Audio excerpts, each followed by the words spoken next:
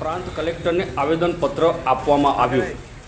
પીર ઇમામ શાહ બાવાના વંશજો અને ધી ઇમામ શાહ બાવા રોજા સંસ્થા ટ્રસ્ટ દ્વારા પેટલાદ પ્રાંત કલેક્ટરને આવેદનપત્ર આપવામાં આવ્યું.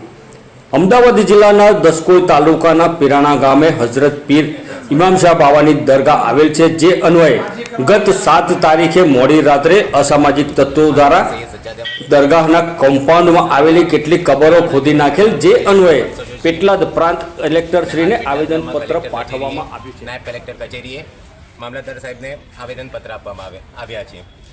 આવેદનપત્ર આપવાનું મૂળ કારણ એ હતું કે ઘણા વર્ષોથી દરગાહની ઓરિજિનાલિટી ચેન્જ કરવા માટેના ઘણા બધા પ્રયાસો થયા અને એના જ એક ભાગરૂપે ષડયંત્ર કરીને ઇલેક્શનના દિવસે તારીખ 8ના રોજ 7 તારીખના રોજ રાતના દરગાહ કેમ્પસમાં આવેલી 14 જેટલી કબરો તે લોકોએ તોડી નાખી છે અને દરગાહની જે મૂળ આઈડેન્ટિટી છે તેને મંદિરમાં ફેરવવાના તમામ પ્રયાસો કરી રહ્યા છે. આ વસ્તુની જાણ અમને સવારે થતાં અમે લોકો ત્યાં પહોંચ્યા હતા અને ત્યાંની કન્ડિશન જોતાં ત્યાં FIR પણ કરેલી છે અસલાલી પોલીસ સ્ટેશનની અંદર. વધુમાં જણાવું તો સનાતન ધર્મ છોડીને સતપથમાં આવેલા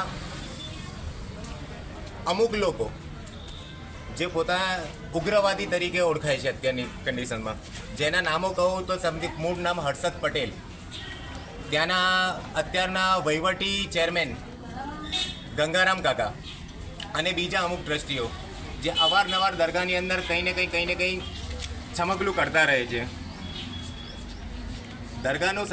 દરગાહ એ હિન્દુ મુસ્લિમ એકતાનું પ્રતીક છે અને વર્ષોથી ત્યાં એ હિન્દુ મુસ્લિમ એકતાનું પ્રતીક જ રહી છે, પરંતુ હાલ થોડાક વર્ષોમાં આવા અસામાજિક તત્વો દ્વારા ત્યાં ભયનો માહોલ ઊભો કરીને અખંડિતતાને ખંડિત કરવાના પ્રયાસો થઈ રહ્યા છે. તેના માટે હાલ અમે આવેદનપત્ર આપીને ઓફિસથી બહાર નીકળી રહ્યા છીએ.